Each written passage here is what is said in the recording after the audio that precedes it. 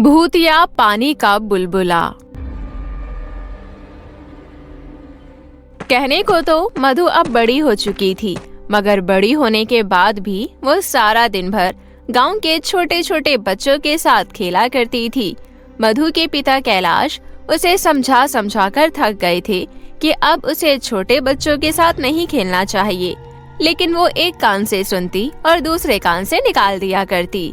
एक दिन मधु की माँ चंद्रकला उससे गुस्से से बोली, अरे मधु, अब तुम बच्ची नहीं रही, पूरे 20 साल की हो चुकी है। अब तो छोटे बच्चों के साथ खेलना छोड़। अब क्या तेरे पर निकलेंगे जब तू खेलना छोड़ेगी?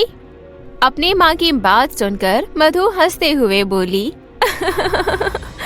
माँ, पंख तो परियों के होते हैं, काश मेरे भी होते। अगर होते तो मैं बच्चों को लेकर आकाश में उड़ जाती और बच्चों के साथ खूब मस्ती करती। हे भगवान, मैं इस पागल लड़की का क्या करूं? पता नहीं कब इसे अकल आएगी। माँ, तुम ऐसा क्यों बोलती हो? मैं बहुत समझदार हूँ। सब बच्चे मुझे इंटेलिजेंट समझते हैं, एक तुम हो जो मुझे पागल कह रही हो। इतना कहकर मधु घर से बाहर चली गई और पास एक मैदान में छोटे छोटे बच्चों के साथ खेलने जा पहुँची। तभी उन बच्चों में से रानी नाम की एक लड़की बोली, मधु दीदी, आज हम सब मिलकर पानी के बुलबुले बनाकर खेलेंगे। घर पर माँ बाबा तो बुलबुले बनाकर खेलने ही नहीं देते। हाँ रानी, तुम बिल्कुल सही कह रही हो। जब मैं छोटी थी तब मेरे माँ बाबा भी मुझे पानी के बुलबुले नहीं बनाने देते थे, लेकिन अब तो मैं बड़ी हो गई हूँ। चलो मिलकर पानी के बुलबुले बनाकर खेलते हैं, यहाँ हमें कोई रोकने टोकने वाला नहीं। मधु छोटे बच्चों के साथ मिलकर पानी के बुलबुले बनाकर खेलने लगी कि तभी मधु का पिता कैलाश वहाँ आ गया और मधु को डांटने लगा। मधु, मैंने तुम्हें कितनी बार कहा है पानी के बुलबुलों के साथ नहीं खेलते। और तुम तीनों, रानी, तारा और माला, तुम्हारे माता पिता तुम्हें सारा दिन भर बाहर खेलने क्यों भेज देते हैं? जाकर पढ़ाई लिखाई किया करो, जब देखो इधर उधर घूमती रहती हो। अब जाओ यहाँ से, और तुम मधु मेरे साथ घर चलो। कैलाश की बात सुनकर तीनों लड़कियाँ वहाँ से चली जाती है। वहीं मधु मुँह लटकाकर अपने घर लौट आती है। अगली सुबह कैलाश के घर पर कुछ लोग दरवाजा खटखटाने लगे। कैलाश ने जैसे ही दरवाजा खोला तो देखा रानी, तारा और माला के माता पिता खड़े थे, जो गुस्से से कैलाश को देख रहे थे। क्या हुआ? तुम सब सुबह सुबह मेरे घर का दरवाजा क्यों पीट रहे हो? क्या बात है? तभी रानी का पिता चमन लाल बोला, देखो कैलाश, हमारे बच्चे मधु के साथ जबरदस्ती नहीं खेलते। खुद मधु हमारे बच्चों को अपने पास बुलाती है और उनके साथ खेलती है। इतने में माला की माँ ललिता भी बोल पड़ी, कैलाश भैया, तुम जवान लड़की को संभालो जो हमारी बच्चियों के साथ खेलती है। इनकी तो खेलने कूदने की उम्र है, खेलेंगे ही। तुम होते कौन हो हमारी बच्चियों को खेलने से मना करने वाले? मुझे क्या है, तुम्हारी बेटियां हैं, रात दिन खेलती रहे। वो तो मैं इन्हें पानी के बुलबुले खेलने से रोक रहा था। कैलाश की बात सुनकर उन सब के माता पिता के चेहरे से पसीने आने लगा और वहाँ से चले गए। ये देख मधु अपनी माँ चंद्रकला से पूछती है, मुझे समझ नहीं आता माँ, गांव में बच्चों को पानी के बुलबुले से खेलने क्यों नहीं देते? इसके पीछे एक बहुत बड़ा रहस्य है। ये सुनते ही मधु चौंकते हुए बोली, कैसा रहस्य माँ? कई साल पहले इस गांव में बुलबुले वाली चुड़ैल का आतंक था। वो अपने मुंह से बहुत बड़े बड़े पानी के बुलबुले निकालती थी और उस बुलबुले में सबको कैद कर लेती थी।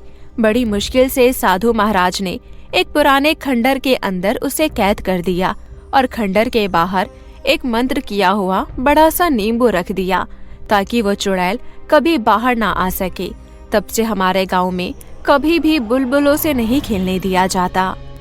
इतना बोलकर मधु की माँ चंद्रकला चुप हो जाती है। वहीं मधु सोच में पड़ जाती है। वो सारा दिन भर बस उस चुड़ैल के बारे में सोचने लगी।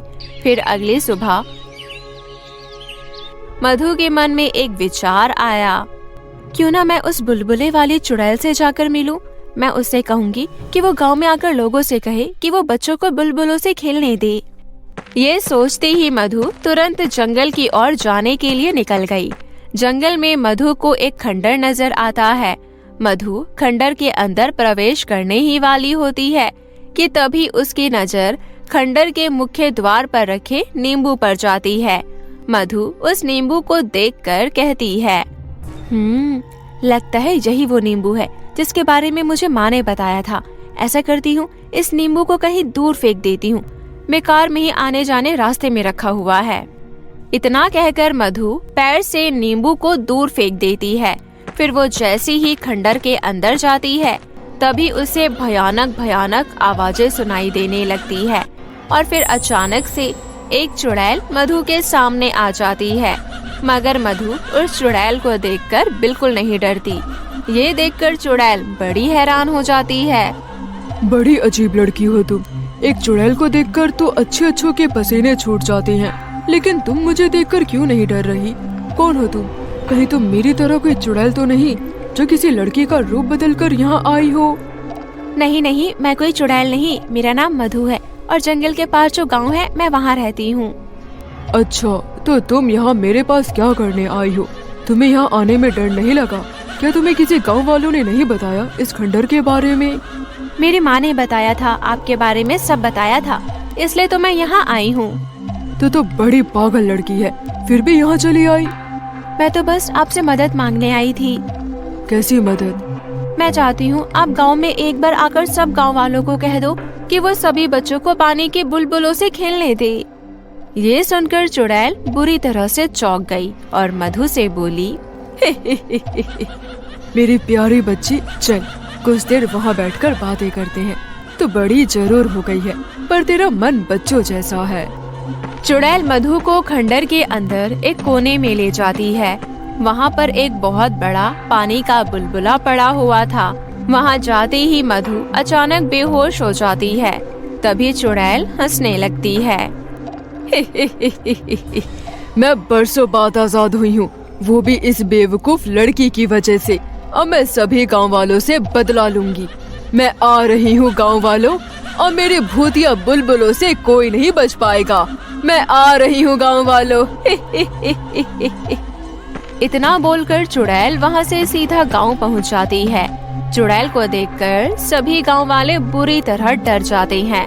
तभी गांव का मुखिया रामलाल डरते हुए अपनी पत्नी सावित्री से बोलता है, अरे भगवान, ये तो बुलबुले वाली चुड़ैल लग रही है। अरे लग नहीं रही, बल्कि सचमुच में ये बुलबुले वाली ही चुड़ैल है। आखिर आजाद कैसे हो गई? हे भगवान, अब गांव वालों का क्या होगा? वहीं अगले ही पल चुड़ैल के मुंह से बहुत बड़े बड़े पानी के बुलबुले निकलने लगे और देखते ही देखते सभी गांव वाले उन बुलबुलों में कैद हो गए। फिर चुड़ैल गांव वालों की ओर हंसते हुए बोली, गांव वालों, तुम्हें क्या लगा था कि तुम मुझे तांत्रिक से कैद करवा दोगे? तुम्हें कभी आजाद ही नहीं होंगी। देखो, मैं आजाद हो गई। अब मैं तुम सबको अपने भूतिया बुलबुलों में कैद कर तुम सबकी सारी शक्ति छीन लूंगी और अमर हो जाऊंगी, अमर। वहीं दूसरी ओर कैलाश ये सब खिड़की से देख रहा था। वो अपनी पत्नी चंद्रकला से बोला, मधु कहाँ है? मधु तो सुबह से ही गायब है। मैं कल मधु को इस बुलबुले वाली चुड़ैल के बारे में बता रही थी। कहीं ऐसा तो नहीं मधु ने इस चुड़ैल को आजाद कर दिया हो? कहीं मेरी बच्ची के साथ इस चुड़ैल ने कोई अनर्थ ना कर दिया हो? नहीं नहीं, ऐसा नहीं हो सकता। मैं मेरी बच्ची को कुछ नहीं होने दूंगा। ऐसा बोलकर कैलाश घर से बाहर आ जाता है। तभी चुड़ैल कैलाश को गुस्से से देखने लगती है।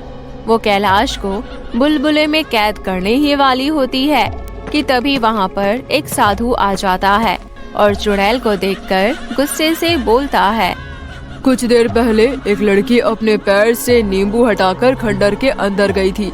तब मैं खंडर के सामने पेड़ के नीचे बैठा था। मुझे तभी लगा था कुछ तो अनर्थ होने वाला है। अरे तू तो वही साधु है जिसने मुझे खंडर में कैद किया था, और मैं तुझे भी बुलबुले में कैद कर दूंगी। ये सुनकर साधु हंसने लगा और चुड़ैल से बोलता है, तू मेरी शक्ति नहीं जानती चुड़ैल। मैं एक मंत्र पढ़कर तुझे भस्म कर दूंगा। बेवकूफ बाबा, तू नहीं जानता कि मैं एक बुलबुले वाली चुड़ैल हूँ और तू मेरा अंत पहले भी नहीं कर पाया था। अरे मूर्ख, मेरी जान एक बहुत बड़े पानी के बुलबुले में कैद है और वो बुलबुला उसी खंडर में है और तू वहाँ कभी पहुँच नहीं पाएगा। मैं एक एक गाँव वालों से अपना बदला लेकर रहूंगी।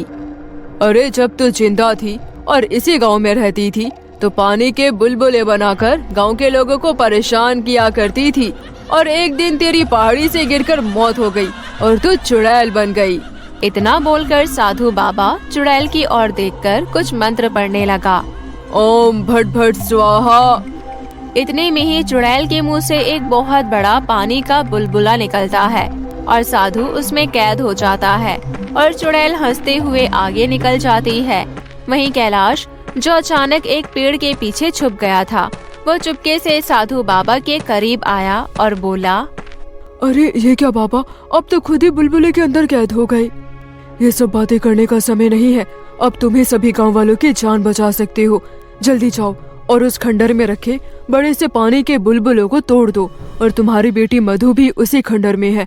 जाओ जल्दी जाओ, इससे पहले कि देर हो जाए।